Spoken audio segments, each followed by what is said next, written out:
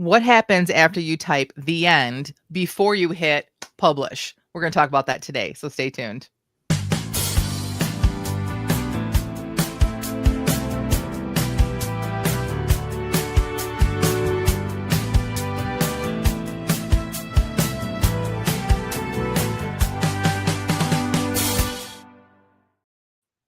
Welcome to the Christian Indie Writers Podcast, where we inform, encourage, and support Christian indie authors on their journey to publication. I'm Jamie Hirschberger. I write short fiction under the pen name J.R. Nichols. I'm Jennifer Carl Tong, and I write historical Christian romance. I'm Christina Catane, and I write Christian fiction. Welcome, everybody. We're so happy to be with you again on this Halloween day. It is spooky season, but don't let the technical part of publishing scare you. We are going to break it all down and make it very easy for you. But before we do that, I just want to say a big thank you to everybody who is listening either live at 10 a.m. Eastern and participating in our amazing chat, or if you're just catching us on your favorite streaming platform, or podcast platform, wherever you go to find your favorite podcast, you'll find us there. And if you could make your way over to YouTube and give us a like and a subscribe, we'd really appreciate that as well. So without further ado, let's talk about all this scary stuff. It doesn't really have to be that scary, right? Because we've kind of broken it down and made it kind of simple, wouldn't you say? Yeah, but the first time that you go to publish, it feels like, I don't know what I'm doing and what do I do next? And is this the right step? And I honestly have learned that there are some things you don't want to do out of order, which might be a whole nother episode that we need to talk about. But it's still, these are things you don't think about. Like you think, I want to be a writer. I'm going to write a book. And then like it is sweat, blood, and tears to write that book. And then you're like, well, I got it done. And then you just expect that some agent's going to show up and they're going to take the book and everyone's going to, like, someone else is going to do all this work, right? Which possibly could happen, even though really the writing industry isn't like that anymore, even if you go the trad route. But so we thought we should talk about this today and go through this, because we have a lot of published authors that follow us. We have a lot of, people that are doing really well in the business that follow us, but we also have a lot of new writers, and this is like your first stop, which we get because we're not experts. So, but we're a little bit farther along than you. So let's kind of talk about some things that we know about that. Yeah. And like bookmark this episode for the time when you are ready to go, because maybe you're still in the drafting or editing stage. But we want to be your friend and companion as you travel down this murky, scary road to publishing. So the first thing we want to talk about is an ISBN, which, like, what? If you look at it written down, it looks like maybe a type of bird. Like, what is an ISBN? What is that? Like, help. Well, all right, I can say what an ISBN is. It's like a global identifier. So it goes on your book, because there can be multiple books called Searching for Anna. There's actually two books. But there can only be one that has the ISBN that my book has. And it is for not just in the United States, it's worldwide. So it's sorry. I was trying to mute really fast and couldn't, and then it came out like an elephant. That was really weird. Like, okay, sorry. So anyways, it's also specific to the book format. If you have a hardcover, it has its own ISBN. If you have a soft cover, like a paperback, it has its own ISBN. Ebooks, their own ISBN. So I just did a quick Google search, and the actual reason it's ISBN is for International Standard Book Number. I mean, how very much more plain could you say it, right? So it's going to identify your book. So why do I have to have this? Like, I mean, can I publish without one? Well, that's how people find your book, not just the people that's like the people who are searching on Amazon are not necessarily looking for your ISBN. But if you're going to be in a library, if you want people to sell your book, like bookstores, if you want to differentiate your book, like there is another book out there called Lost in the Land of the Midnight Sun. Really? Wow. Yes. Like, it's a guy's diary who was like, I traveled to Yukon like in the 1800s. So my ISBN differentiates my book from his book. I think mine's more fun, but everybody has their tastes. And I think that since we brought up Amazon, we should talk about that ISBNs are different than ASINs. So if you only publish, this is the big discussion. Do I really need an ISBN? Well, if you only Amazon and you never plan to publish anywhere else, can you get away with just an ASIN? You can, but that means like Tina said, not ever going to be in libraries. You're not going to be able to publish my ebooks are exclusive right now to Amazon, but they used to also be on Nook and Apple Books and other places, and they had to have an ISBN to do that. So if you want to sell your book in traditional bookstores, like your paperback books too, like you can we're going to talk about distribution later, but the ASIN is specific to Amazon. If you have an ISBN, you're also going to have an ASIN.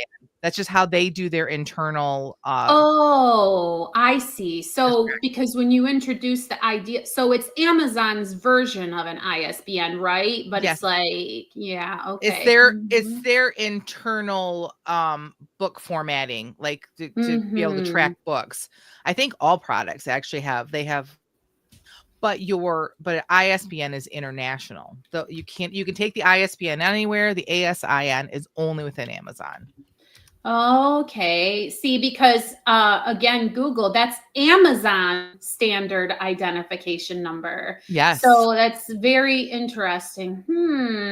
So when you because I would think most new writers would immediately run over to Amazon to get published there, right? Because it's easy. It's probably where they're getting books. Yeah. I mean, it's probably everybody knows Amazon, right? And you think, well, that's how I need to become a household name, is to be on this big giant Amazon platform.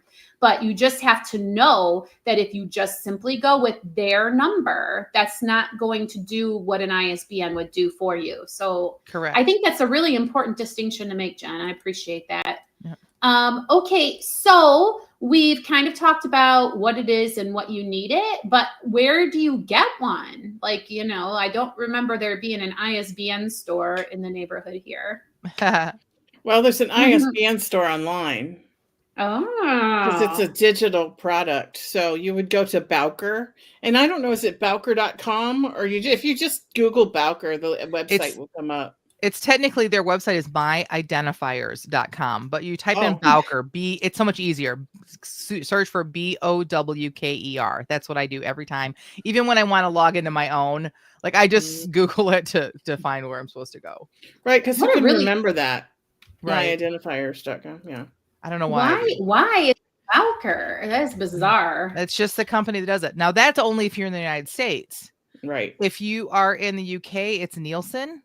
Australia, it's something else. It's called Thorpe BOWKER, so it's probably the same company. And then if you're in Canada, it's free. So good for you, Canada. Like, you have harsher winters in Michigan, but you get to do free ISBNs.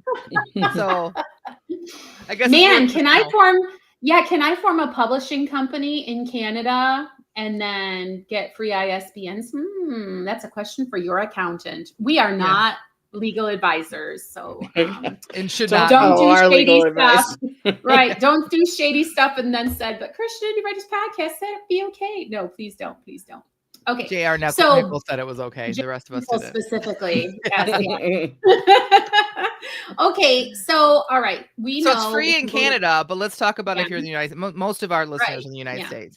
So in the United States, you can buy one ISBN, but the more you buy, the cheaper it is. So one ISBN costs $125, and you might be like clutching your pearls, like, "Oh, are you kidding me?" But your hope is to sell enough books to recoup that, obviously, right? But if you buy 10 ISBNs, it's $295. So now it goes from $125 per ISBN down to like $30. And if you buy 100 of them, it's $575, which way discount. Now we're down to like $5.75 per ISBN.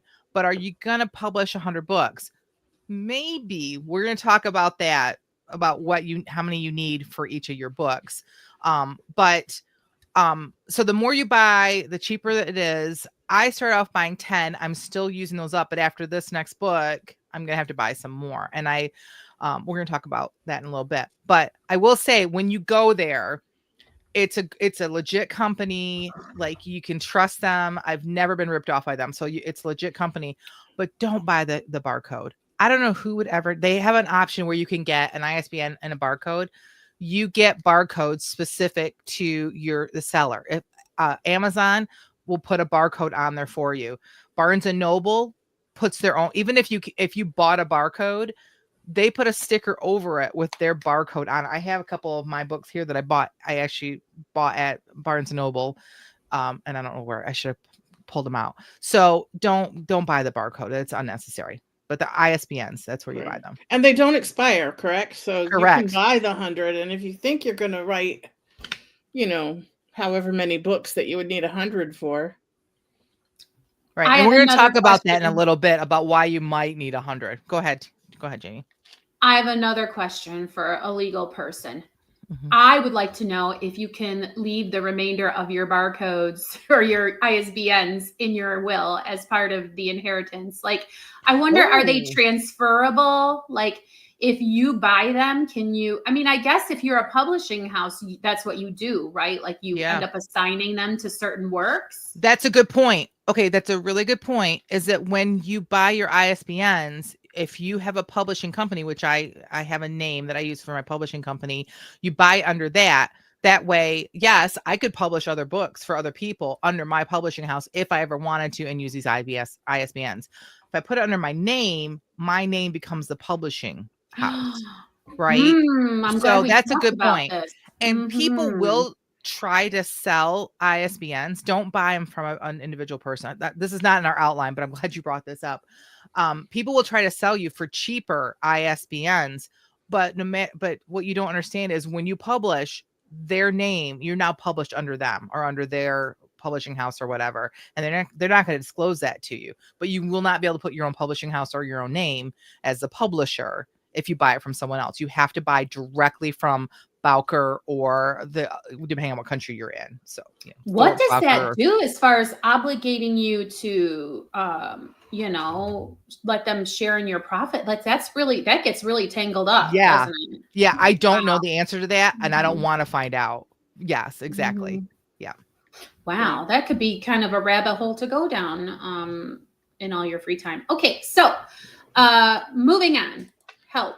Okay, so real quick too. So we talked a little bit about ISBNs, and we talked about ASINs, but I'm going to be very specific now. That's how much an ISBN costs. How much does the ASIN cost? $0. You don't pay anything for an Amazon ASIN. However, the positive side is it's free. Like, it works just fine. If you never plan on publishing anywhere but Amazon, can you get away with just their ASIN? You absolutely can. However, there's a downside.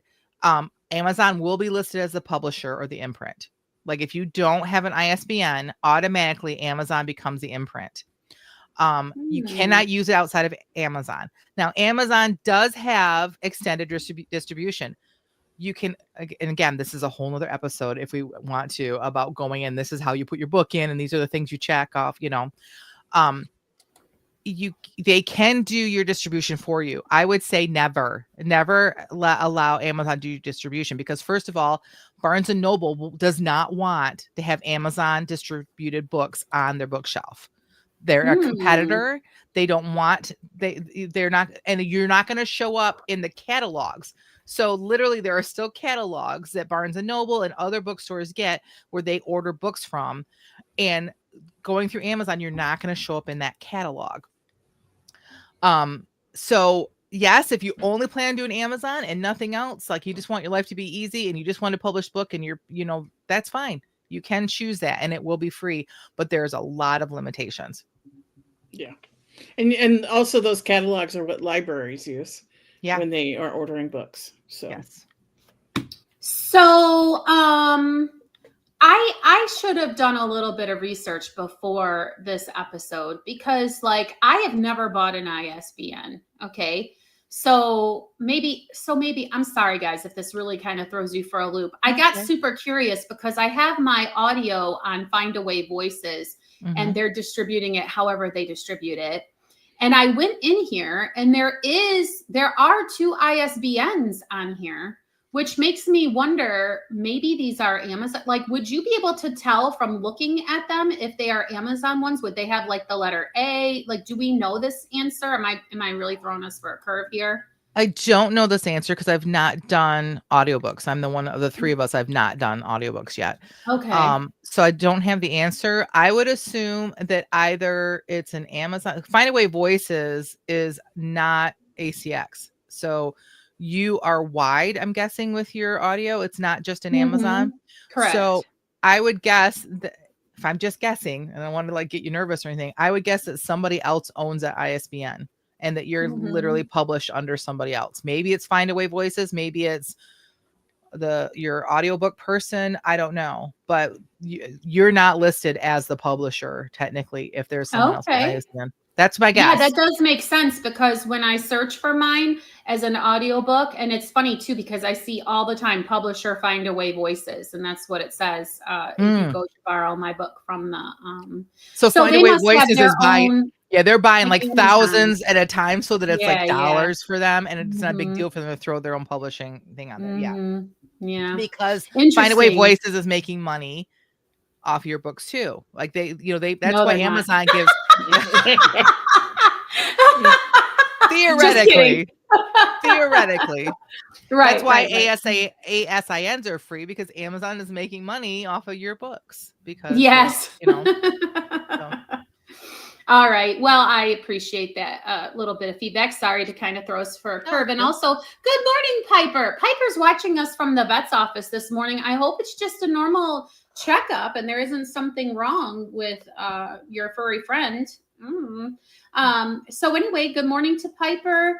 And so I brought up audiobooks. You need a separate like you wouldn't have the same ISBN on your audiobook as you would on your hardcover, or they have to be different. Yes, they have to be different. When you are in BOWKER or depending on where you live, the other providers, when you buy your ISBNs, then it basically takes you kind of like a spreadsheet, and each ISBN you have to go on, you just tell what the title of the book is, who's the author, and format is one of the choices you have to select. So for one book, like let's say for my very first book, paperback has to have its own. If I do a hardcover, it has its own. eBooks would have their own.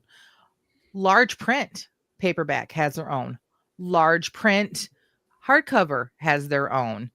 Audiobooks have their own. So right there, we're looking at 6 different ISBNs for one book. For one book. So if you're like, so suddenly that 100 doesn't seem like too crazy, does it? Right. Like I could never write, and then if you do a specialty edition, like there are some authors that will do a specialty, like a brand new cover, and it's only exclusive for a certain amount of time. And they're still selling their other book, the other cover. And this is just a special edition. That's another one. So, I mean, like, it wouldn't be that ridiculous to think that in your career that you would need 100 ISBNs. Now, I'm not saying like if you, as an unpublished author needs to run out and buy 100 ISBNs right now. I'm just saying that it's something to think about long-term career. I say start off with 10. That's what I think, because like right there, like I use like 2.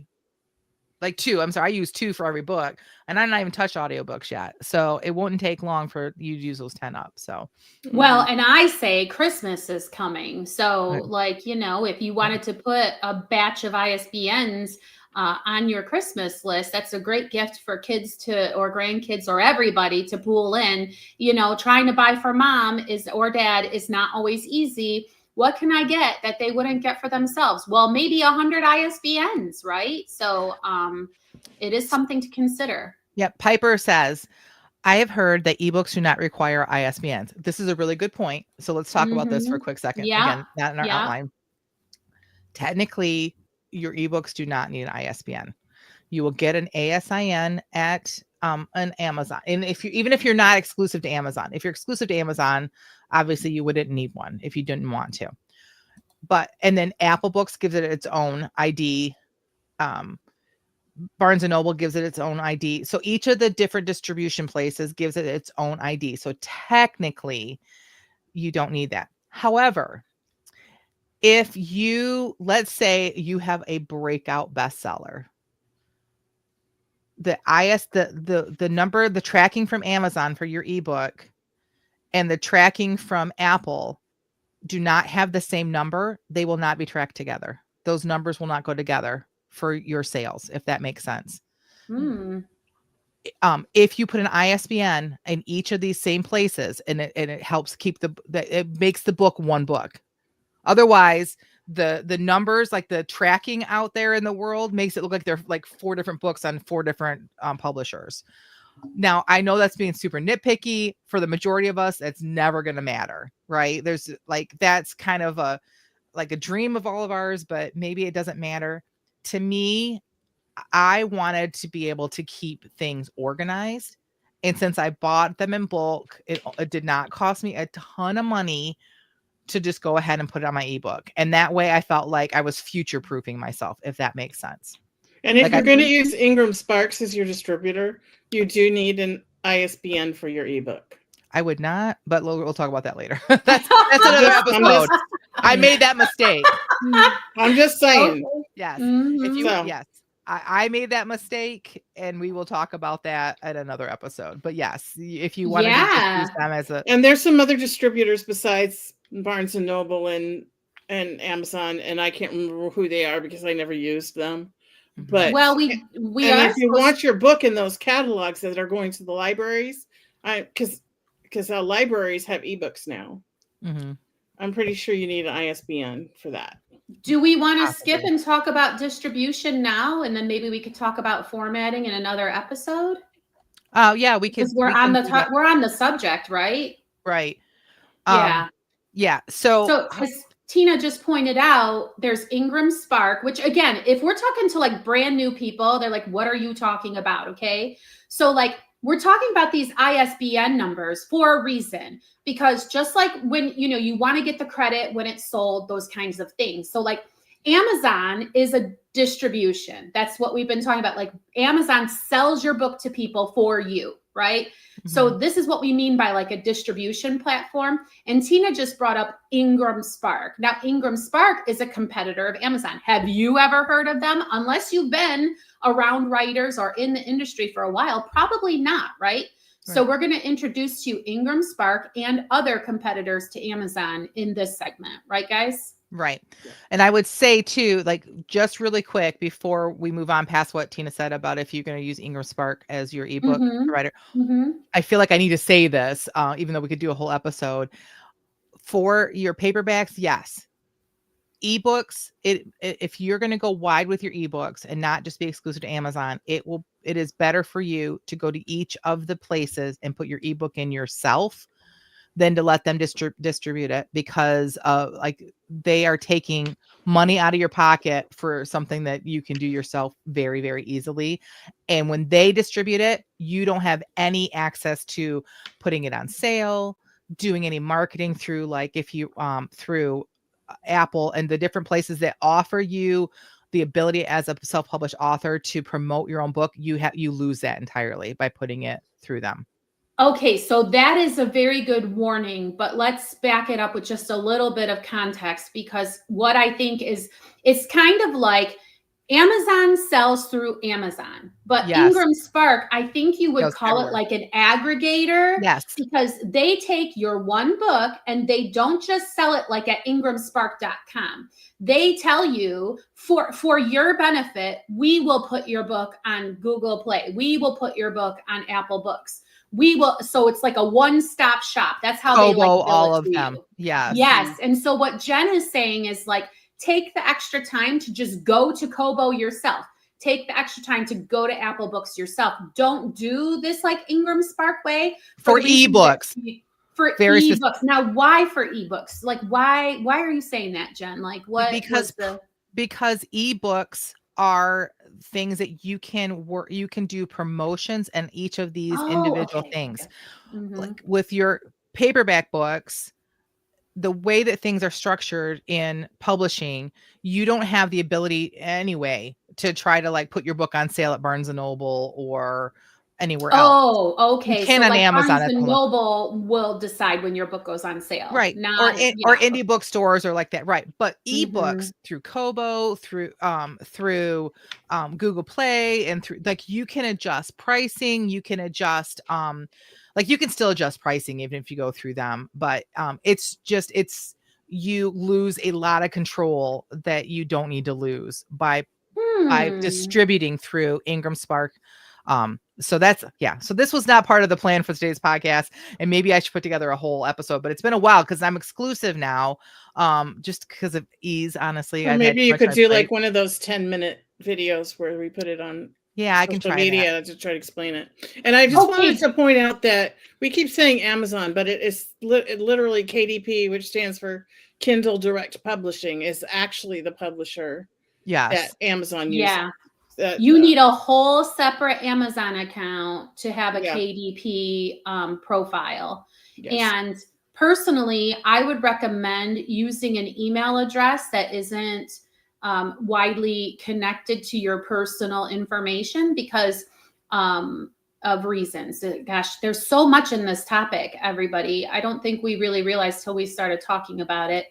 But we were talking about. I want to hear more about that though, because I just use my regular Amazon account. So I tried to do something wrong.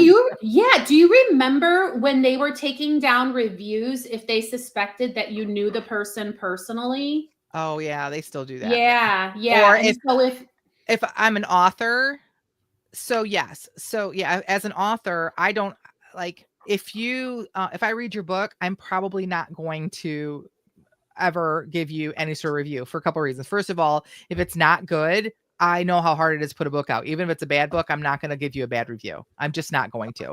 But if you hear crickets from me, it doesn't mean that I didn't like your book, because I know that it's probably going to get taken down. It's like every review on a book I've ever done eventually gets taken down because they see that I'm an author.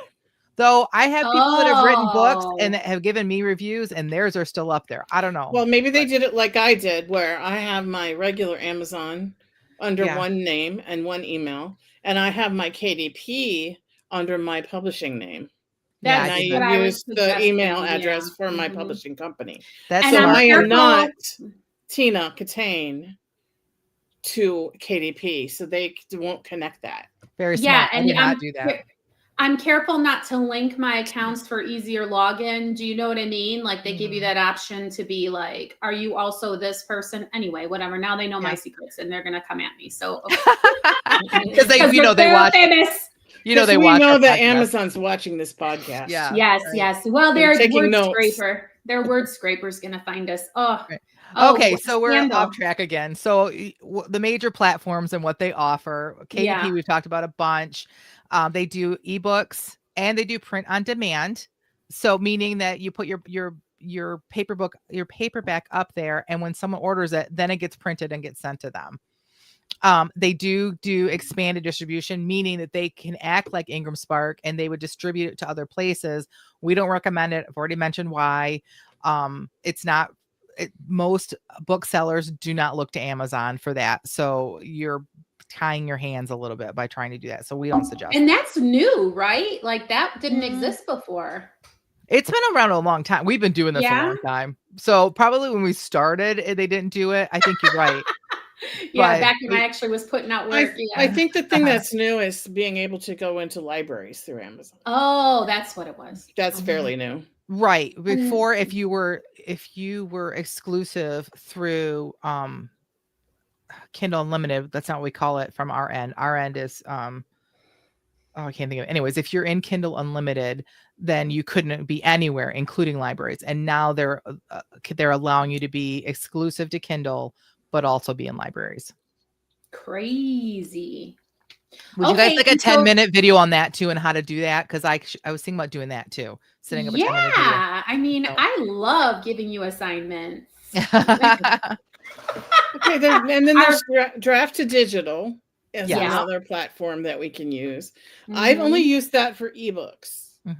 Anybody else used it for paperbacks? I have forgot not. I had that over there. Oh my gosh, I should. So I have not, but I believe Piper Dow has, who is in our Yeah. chat. If she's probably she's the vet, so she might be a little bit too busy. And I was hoping to ask her.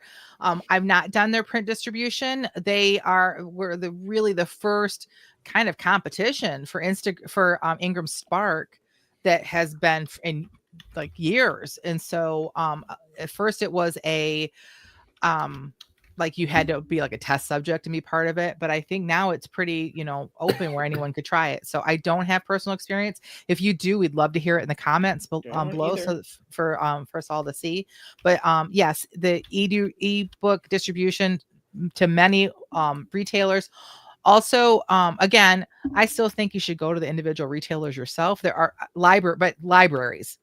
If we're talking libraries, I feel like Draft Digital is the way to go. They're the ones. They have a lot of like little obscure places they send your book that you've never heard of.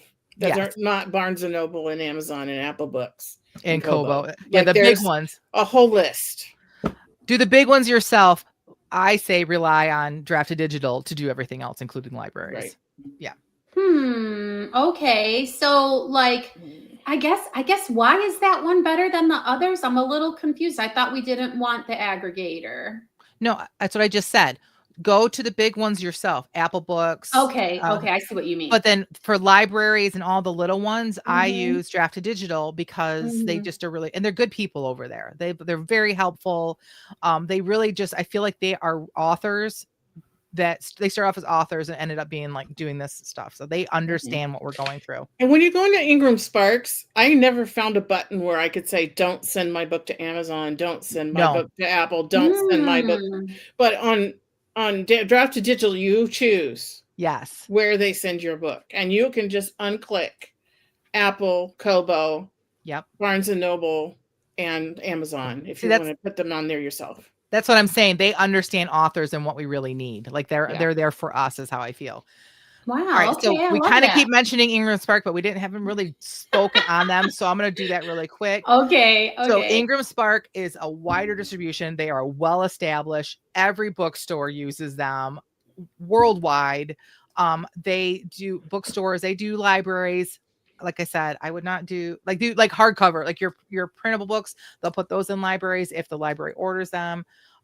There are fees associated. There's setup fees, but there's ways of getting around that. It has changed in the past couple of years. It used to be that if you were a member of Ally, the Alliance of Indie Authors, that you would get like a free setup, which I think that you still can get that, but there's other ways of like working around it because I think they are losing business, honestly, to Draft Digital, but I don't know for sure.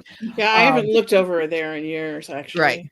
But again, you cannot tell them do not distribute to Amazon. So this is why I'm saying there's a certain order you have to do things in. Amazon first. That when you're publishing, you do Amazon first, then you go over to Ingram Spark, because otherwise Ingram Spark's going to try to publish on your page. But here's what I did. I did Ingram Spark first, and I set my publish date, and all of a sudden it was on Amazon, and I had not hit publish on Amazon. However, and so I was super nervous.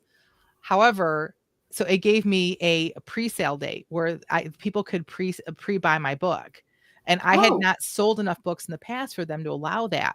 But because Ingram Spark was doing it, it was allowed. And then when I went through Amazon and set it all up, then Amazon, because Amazon wants to own its own stuff, Amazon superseded it. It went over and like basically kicked Ingram Spark out. Now, I don't know if that's going to work for everybody, but it worked for me. It did not work for me. Oh, because I get a larger profit from Amazon than I do from Ingram Spark. I had a problem because I had my book twice on Amazon, once under Ingram Sparks and once under me. And to fix it, I had to go into Ingram Sparks and unpublish my book. So with the same ISBN? Yeah. Oh, that's interesting. Oh, because we kind of skipped over, but ISBNs typically are not reusable, right? No, you can't. No, they. And if you make changes to your book, you have to give it a new ISBN, right? Mm-hmm. So how much changes? Like if I go in there and do a proofread and put some commas in, does that require me changing my ISBN? No. That would not require. No. What would require is it's a certain percentage of change in the book. Like if you do a new edition, if you want to say like especially nonfiction, like professors who are their colleges they work for are constantly making them publish. Sometimes they just go in and they change enough percentage of the book and they make it a new edition, and that counts. Which Good as for a them. student, it's the worst because you're like, you used the second edition from the kids in class Yeah. before, and now it's like the third. Don't just take the second edition. It'll be good enough. That's, you didn't hear that from me. So Boy, we're giving advice about crime and about, I would say borrow your books for college. Don't if you can buy them. Yeah. Yeah. Everything's online now. My daughter's books are all like it's all online. So yeah, Vital Source is your friend. Yeah. Okay, so sorry, I'm bunny trailing us all over right. the place today. I really appreciate you guys sticking with me. So we talked about Amazon. We talked about Draft to Digital, and we talked about Ingram Spark. And then there are dozens of other options, smaller options out there, like Lulu, Book Baby, things I've never used, but they do have a place in publishing if you're interested in doing like special formats, or you want to print a bunch of books to have.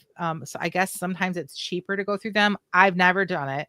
When I print my books and I get like if I'm going to do book signings or I want to do giveaways, I get from either Amazon or from Ingram Spark.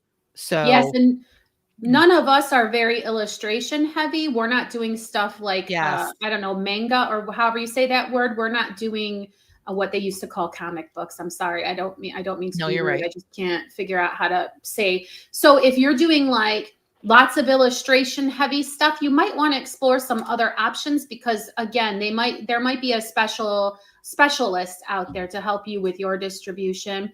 Just do your research, and really, again, if you can get into Ingram Spark just to look and see what the big ones are that they are offering to distribute you to, that's a great launching point for you to go and figure out where to set up for yourself. And so what do you guys think about like actually printing copies? Do you think people should go that route, or print on demand, or what is that? That's kind of something to talk about. Well, it just depends on what you want to do. If you want to go to a book fair and you want to have books for like physical books for people to buy at the book fair that you sign, then you're going to have to order some physical copies. But most of the time, print on demand is the better option. I think with every run of books, like whenever I have a book launch, I do order some, because there will be people that come up to me in church or whatever and say, "Can I buy a book from you right now? Can you sign it?" And I've never actually done a book signing. But so I will order some just for that kind of a reason. Yeah. And I have a friend. I'm sorry, I didn't mean to. Let me just finish this up really quick. And then there's a local Christian bookstore that I used to be in, because but if you're a local author, no matter how well your books are selling, if you're a local author, they required you to buy the books yourself, bring them in, and they would like consign them from you. And then they had a table that was just local authors. And I was like, okay, because I had people that wanted to go buy the book at the bookstore, like that, like they were excited to see me on the shelves. I'm like, okay. It was a pain in the butt. They're like, and I felt like they made me jump through a bunch of hoops that like, I walked into this is like years ago. I walked into Barnes and Noble and they're like, "You want to do a book signing? We'll put you on the shelf." Like they were going to order my book, and they were like, "We love local authors." And they were super excited. And the Christian bookstore was like, "Well, you're not that legit," kind of an attitude. And my book sold so well at this bookstore that they kept calling me and having me order more books and bring them in. And finally I was about ready to say no. And they're like, "Hey, we're just going to put your books on the shelf with regular Christian books, because like we can't keep yours on this table. They're selling out so fast." And I was like, I didn't mean to sound arrogant, but I'm like, yeah, like you could look at the covers of like, this is like somebody went to a print shop and printed out their book. This was not someone who was taking their career seriously. But the problem was they put me on the shelf with everyone else, and it was like in here, like there was no promotion anymore. Like they were not promoting me. Like, look at this local author who's doing really well. It was like they just kind of hid me in with everyone else, and then my sales there tanked. And I was like, I'm not like, they have the opportunity like any other bookstore to order my book. And I was just done with like, it wasn't worth it to me to continually have to order books and continually have to go in there. And they weren't offering me a book signing or anything. And so for a while, yes, I ordered books. And then after that, I'm like, this isn't worth it for me. I'm not making enough money doing this for the time it was taking. And you know, the penny pinching side of me says don't overdo it with physical copies, and not just because maybe you'll decide you want to fix something that you find later in the book, okay? Not just for that reason, but also because cover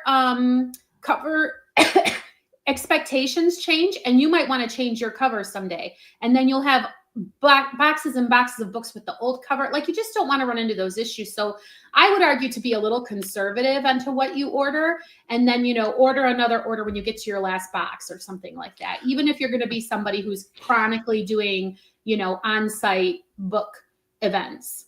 Yeah, and I just wanted to say I have a friend who just wrote a book, and it's a nonfiction book, and she's going to go around and speak based on this book at different churches and things. And so she has to have physical copies. Yes. So that she can set up a table in the foyer of the places where she goes to speak, because people are going to hear her speak and then they're going to want to buy the book. So that's one reason that you would want copies. And I do have a shelf over here with copies of my books that I can grab off and like people can buy for me, or I can give them away as gifts, or so I do have that. But here's a little, when you're publishing for a while, here's a little hint too. Keep an eye on your books. Sometimes Amazon will print when you're selling well, they'll print a bunch of books. And then when sales back off a bit, they have extra books. So then they discount them. Sometimes they discount them so heavily. And then I just buy them as a regular person, because then I get free shipping. Nice. Yeah. And then guess what? I still make commission off the full price. Perfect. Because I did not make the sale, Amazon did. So I get commission off the full price. And sometimes it ends up that the book is way cheaper than if I'd ordered an author copy. So I do that sometimes too. So that's just a little hint. Okay. And because of time, I just want to touch on this one last point, because we're talking about taking physical copies and selling them all around. Can you do that if you're exclusive with Amazon? Amazon exclusivity is only ebooks. Okay. So Not it does print. not matter your hard copy. Okay. And what?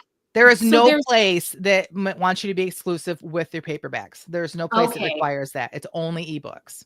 Perfect. So when we're talking about exclusive versus wide distribution, that's a nuance for ebooks only. Yes.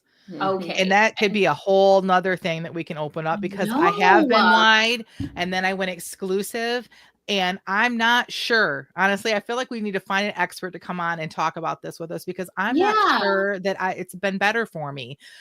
It's been easier. It's a lot less work for me, but I don't know that it's been a good choice for me. But I also haven't like really taken advantage of like the free days and that kind of stuff. So I probably need to double down on what I should be doing as an exclusive author and then come back and report. But yeah, ladies, I think that we have just kind of opened up a whole big episode. We're going to have to do another episode, first of all, because there was so much we wanted to relate to all of you, to take the scary out of publishing, and we're just running so low on time. So we'll regroup on this topic. What do you think, guys? Yeah, next week I think we can talk more about like manuscript to market, like the as far as the formatting.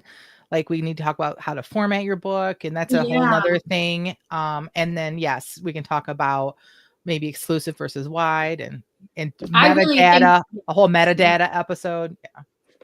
I think this episode is going to be one people refer back to often because of the timeliness. I don't think we've said anything that's not evergreen. So certainly you should bookmark this episode and come back to it when you're ready. Thanks, guys, for taking some of the mystery out of this topic. Thanks a bunch.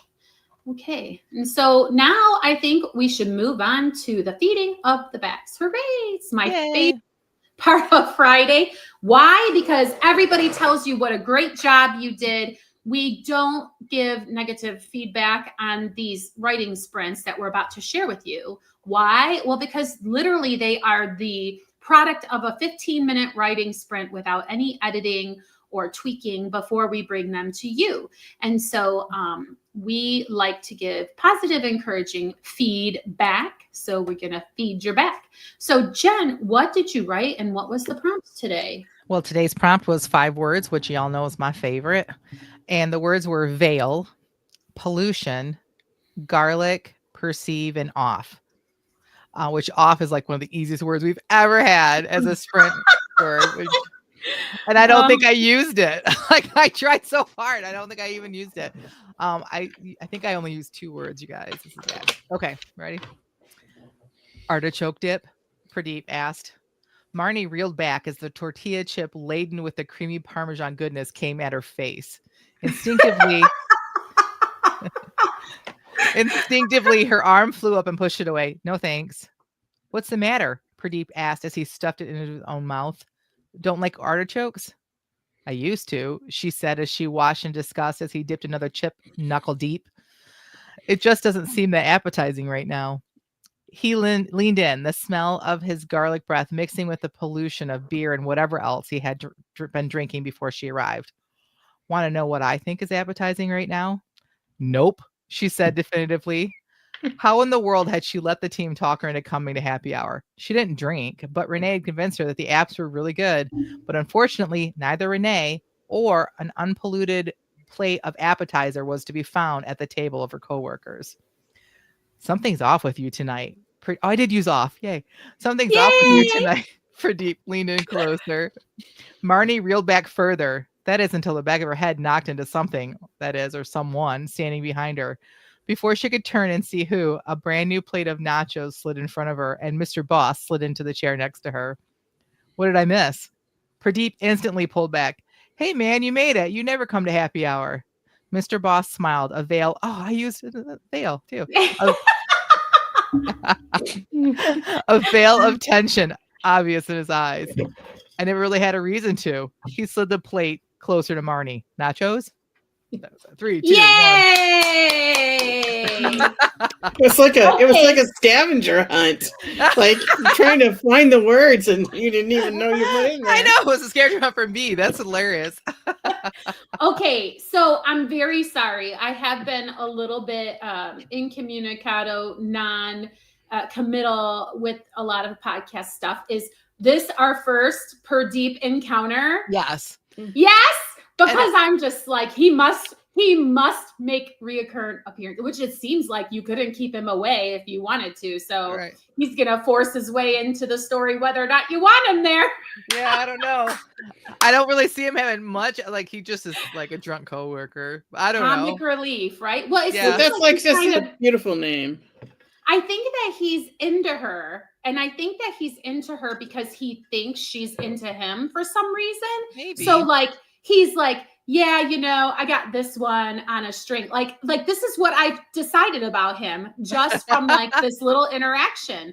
Because like, I think I've been around people like this. And I mean, because he was trying to feed her artichoke dip. So he thinks she's going to appreciate that gesture. Or does he think every girl is into him? That's yes. That's what I love it. I think he's into her because of proximity. I think she's there. Like, I think that this guy, which is funny. I had a friend in college named Pradeep, and he couldn't have been more different from this. So, like, I hope he never sees this. He's gonna be like, "Wait a minute." That is never a great name, like Tina said. Yeah. Mm-hmm. We called him Deep. Like, yeah. So, anyway, what an excellent sprint, Jen. Thanks. That fun. Was so much fun. Today was fun. I'm in love with the name Pradeep. Mm-hmm. Yeah, like I just love that name. Mm-hmm. Yeah. Well, our precast, the chatting before we went live was so much fun this morning that it just bled into my writing. So I need to have more. Yeah, I need to have more chats before and I could probably write more.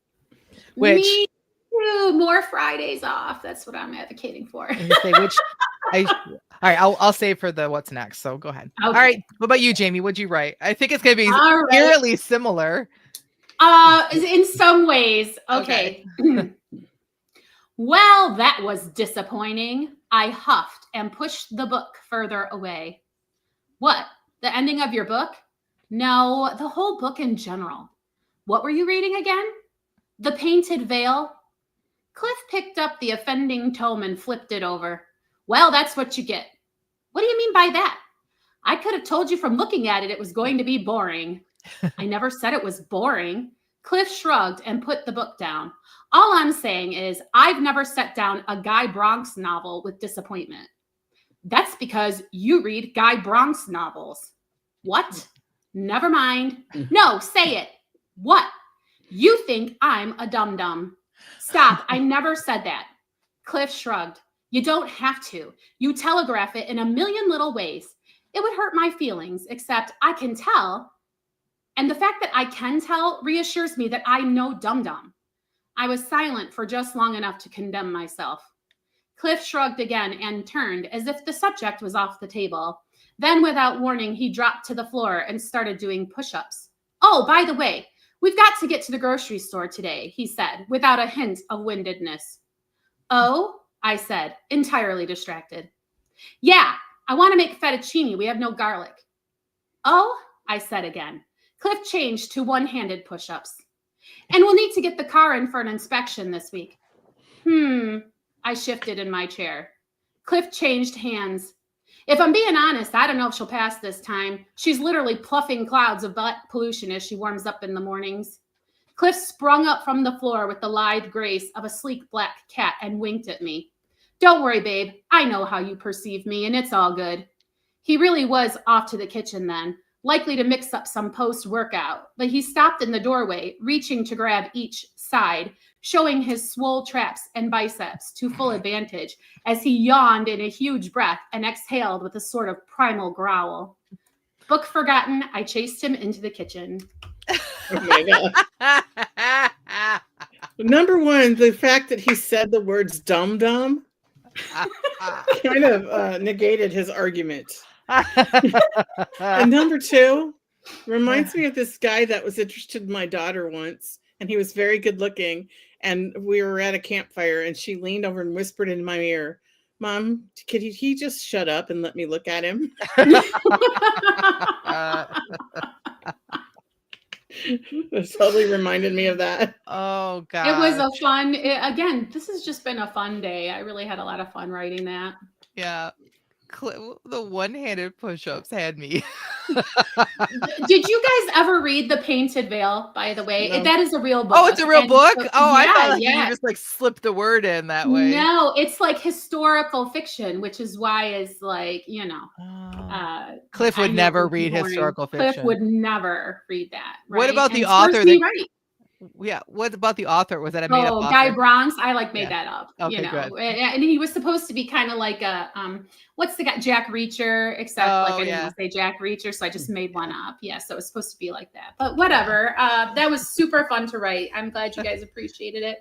What's going on with what'd you do with garlic today, Miss Bambina? Okay. Well, I didn't get to go to happy hour, so this is my sprint. Let me find it. Is it sad hour? Gloomy hour? Gloomy hour. I pulled a little jar of garlic out of the fridge. It would have to do. Fresh would have been so much better if my dumb menopausal brain had remembered to buy some. It was either feast or famine with the garlic in this house. Either I had a huge bag from Sam's Club that I worried would go off before I could use it all, or I had none. I tossed the shrimp into the pan, realizing I had accidentally bought the ones with the tail still on. Oh well, too late now. Hubby would just have to complain.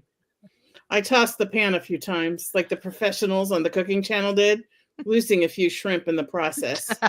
The dog snatched them up before I could rescue them, rinse them off, and throw them back in the pan.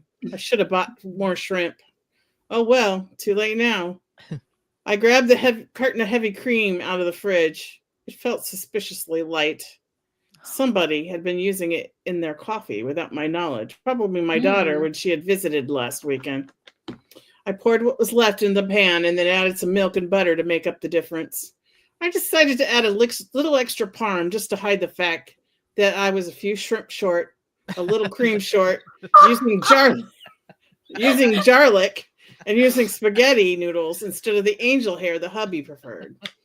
He'd stuck with me through 25 years of ups and downs, raising 4 kids to adulthood with all the heartaches to go with that, the emotional hurricane of perimenopause, and now the dual ache of postmenopause. I doubted a substandard meal would be the deal breaker. He knew all my flaws and warts. I was no longer the blushing bride, perceived as a flawless beauty behind a veil of lace. The pollution of reality had torn that thing in two long ago. Making me laugh. I can't read.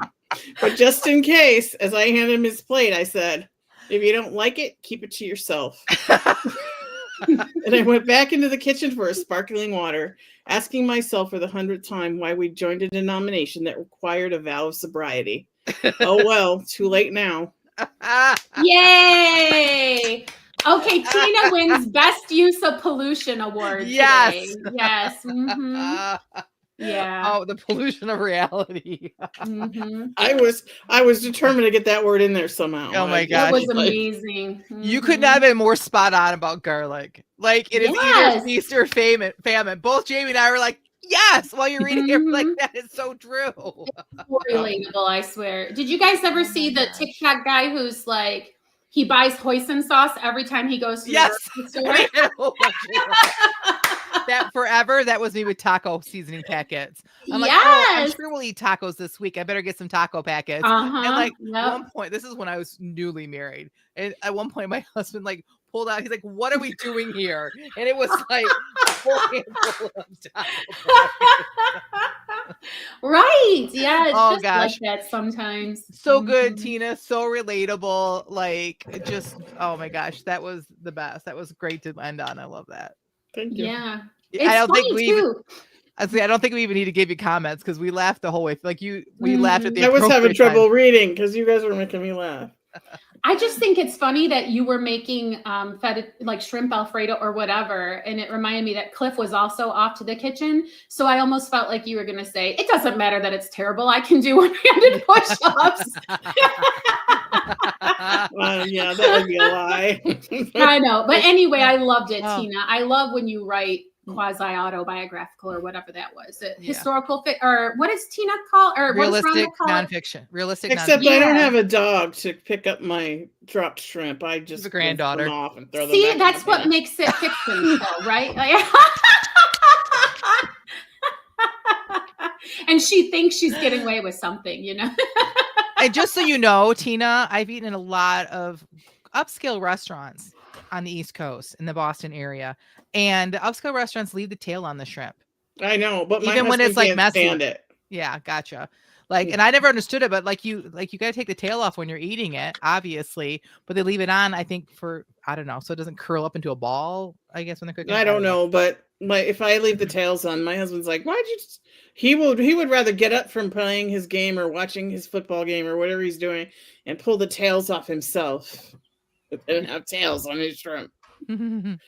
Well, then he can do that. He can do that, yeah. Yep. So, you know, we don't have to rush or hurry for once, but what's next or what's up with you guys? Like, what are we calling this little deal that we do? Both? What's up? What's next? Yeah, like, yes. So, you guys, tomorrow's November 1st. So we talked last week about, are we doing any November writing? And I'd like to talk about that. What do you guys, Tina's already shaking her head. No, she's not bothering. I have not planned and I'm just not ready and I'm just not doing it. No, like I could say exactly what Tina said. I have other stuff that is going on in November and I don't know. I mean, it seems like a good opportunity to try to take a crack at getting quote unquote back in the saddle. Right. But like, and no pressure because there's no pressure for me to make any kind of commitment to myself. See, that's where I get hung up. You know what I mean? I don't want to make a promise to myself I'm not going to deliver on. So it's tricky. How about you, Jen? But if you reframed it in like, what if I could like have a fun month? Like instead of like, oh, promises broken. What if you be like, oh my gosh, it's November. What fun could I have this month? Right. So, that's a good idea. I keep thinking like, what if I really committed, quote unquote, like what if I like focused on Marnie? What if I just spent November and I didn't worry about anything else? I didn't worry about getting books out or like any sort of marketing. And I just was like, let's see what Marnie's doing in November is what I was kind of thinking. I'm a fan of this plan. So either Marnie or my Christmas novel that like I would really have to shake the dust off of that one, but I really want that one to be more fun than what it started out as. Like I really wanted to have more of a Marnie feel to it. So I think I'm going to spend today, when we're done with all the stuff we have to do, I think I'm going to spend today like really getting to know my characters Like, I'm going to like kind of like write out their bios and like answer questions for them. I just really think like, do I want to spend a month with these people is what I'm thinking. And you guys know I'm a planner, right? So this will make me, but I think I could quickly do a loose outline enough to make me happy to where I can just sit down and I could just write scenes once a day and do like, so the fun stuff like that we do here.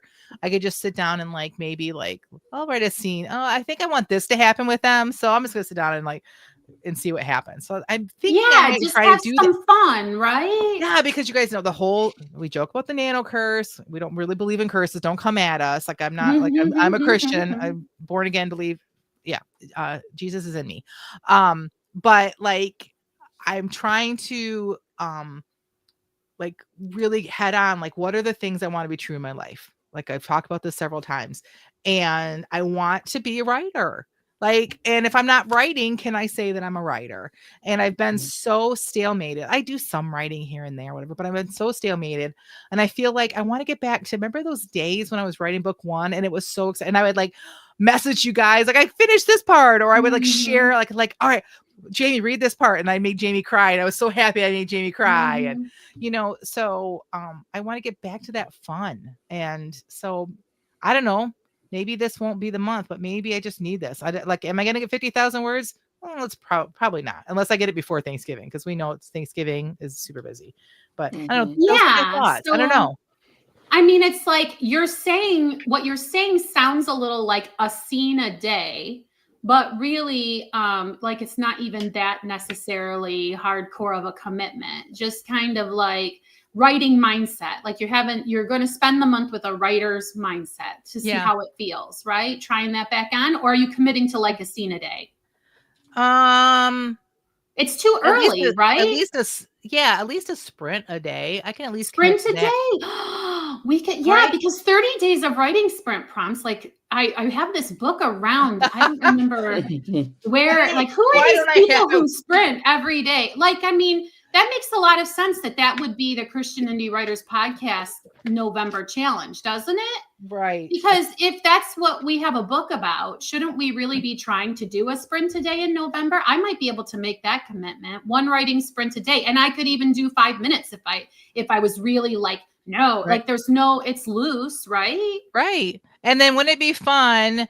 Wouldn't it be fun though too? Like if you pick like just like something fun, like just spend like Marnie is fun. So like if I write in her world, like, you know, hey, Mrs. Robinson, she says, Mrs. Robinson, she says, your book, ! That's a delightful idea. Yes, yes, yes. Aww. Well, at least we'd have her involved in it. So yeah, so that might be kind of fun. So well, thanks for the inspiration, Jen. Yeah. Well, I hope it's inspiration. It like literally is just like right now I'm like, oh, I should do this. I could do a sprint a day. I think you've inspired me. I think I could do that November. too. Yeah. And it doesn't even have to be 15 minutes if you don't want it to, right? And then maybe we can talk about how it went at the end of the month and see if like this could be our November thing, maybe. Because Christian Indie Writers can have something that is our thing that we do. Yeah, and it can coincide with one of these other ones that we talked about last week. If you wanted to do the novel writing November that Poetic has, or if you want to do the Readsy thing, like you could do it in conjunction. But maybe just like if you don't think you could like do 50,000 words, then let's just do this. I love it. Oh, you're so I have goosebumps. You're so inspiring. All right. That's what I'm here for, the inspiration. Oh, I thought it was a shenanigans. Oh, that's yes. Number 1, shenanigans. Number 2, inspiration. Okay. Love it. Okay. So what's up? What's next with me? I obviously I just decided I'm somehow inspired to write a sprint a day in November. What a miracle. And you know what? That might be just what it would take to get me. Anyway, thank you so much. And you have the weekend off. So we could even, I know. At least today, tomorrow, and the next day. Like I would be willing to like, let's meet at a certain time and commit each other. Like, you know what I mean? Yes. Okay. Let's chat about that. And maybe even our Patreon subscribers, we could maybe even let them know when and where we're doing that. And maybe like make it a groupie thing so that we have the community there. Yes. So run over to our Patreon to look and see how you can be a part of that too. Okay. Exciting. Less than like a cup of Frappuccino Mino, whatever you get it at, like the frosty stuff. Like it's less than a cup. Like you can be supporting us and help us to continue this podcast and be a part of this. And be part of the shenanigans. The shenanigans, yeah. Okay. Okay, so do you want me to do my what's up? No, my what's up. Hers is not done yet. Oh, okay. Oh, mine's not ready. Oh, okay. So no. Thing. I bought an infant-sized dinosaur playset, right? Which is what they call pajamas now, but they can't call them pajamas because they're flammable or whatever. So anyway, I was like, this is so cute. And it came with like a little stuffed animal. But I'm looking at this thing. I'm like, is this a hippo? But it has long ears like a rabbit. Jen, can you show everybody what I'm talking about? And I just kind of wanted to be like, what kind of dinosaur is this? It has a horn like a unicorn. That's what I was going to say. It has a horn like a unicorn. But it came with dinosaur pajamas. Honestly, I thought it was a unicorn, but they just changed the color so boys could have a unicorn. So maybe, I don't know, maybe, if the ears weren't so pointed, like if they didn't round the ears. And long. And why is there a hole in his tummy? Well, it's a baby toy. Yes, you could grab him. All right. Yeah.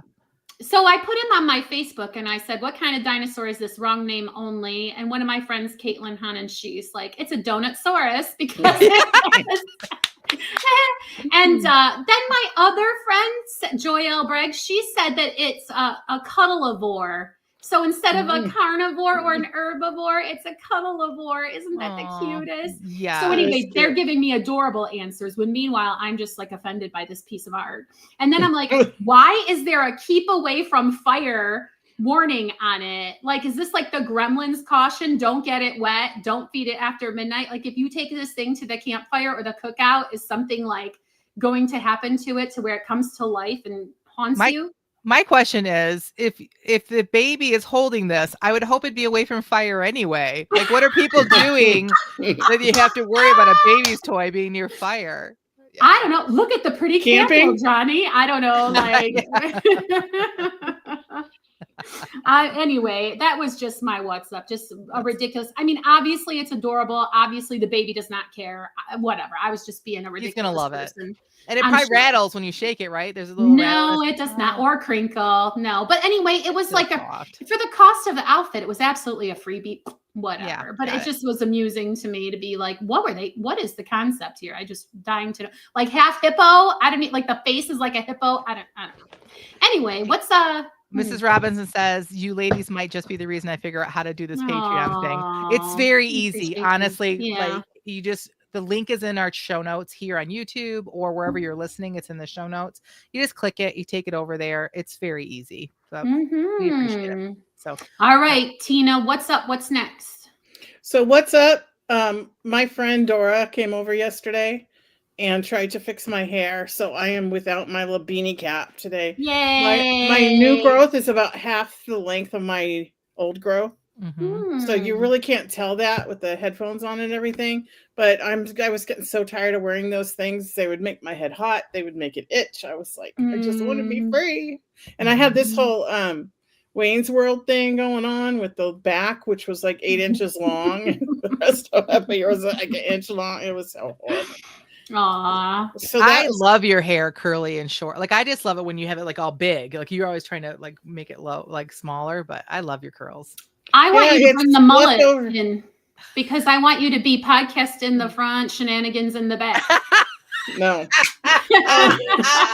It's you first, Jamie, you first. That comes from like days when I couldn't control my frizz and it was always like yeah. And so it's like a self-conscious thing. Oh no, I think your hair is beautiful. You're beautiful. Yeah. Thank you. So my what's next is tomorrow we are celebrating my granddaughter's 3rd birthday. Oh, yay. So we're going out to their house. My grandpa bought her a Jeep. My grandpa, her grandpa, my husband bought her a Jeep that she can drive around. And so that's great. We were at Salvation Army yesterday, and I'm going to have to back up so I can show this to you. And I found this brand new on the look at $13. I love it. And it has a little moto jacket. eagle, and it says USA and a little flag on the back. And it How matches $15. And it still had Nice. the paper on the zippers, like from the store, so it had never been worn. And it matches the color of her Jeep. This girl is gonna be awesome. So Please, we're are you have gonna a share pictures and videos, or I don't know if your daughter would allow that, but in the Facebook group, I would love. At Well, least her husband puts hundreds of pictures of her on Facebook every day, Okay. so I'm sure it'll be fine. All right, I'll try to please remember share. to take some pictures. Yeah, please share in our Facebook group. That would be so awesome. Yeah. We got to see this going down. She's adorable. She's curly hair like her grandma. Yep. Yeah. You know, my husband loves the Peanuts, and we have all these books. Mhm. You know, hardback, old-fashioned books with pictures. Yeah. And one day she was looking at it, and I said, "Look, there's Lucy. She also has naturally curly hair." Mhm. So now she Aw. goes through the books and she looks for Lucy, and she goes, "Lucy, Aw, Aww. So That's- Lucy is her favorite. That's And awesome. her hair's still kind of a little strawberry blonde, right? Yeah. Does she know about the little red-haired girl yet? Yeah, I know. No, we don't have that book. Yeah. Oh, well, Tina, that's quite a find, and congrats on you. Can't believe she's 3 already. Where does the I time go? I'm know. saying. And between 3 and 4 are my favorite ages Mhm. for littles, because they're old enough to do a lot of things for themselves, but they're still young enough to want to please you and help you and be cuddly and all that. Okay. Well, thanks for sharing all of that. And thanks for sharing this time with us, everybody watching live and listening. We really appreciate you. And Come on over to our Facebook group or Patreon, and that's where we'll be posting on when we're going to be writing this month. We will I'm so definitely post every excited day. about this. Yeah. Okay.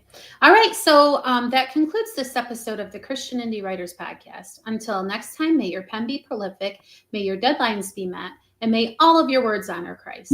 Bye now. I know.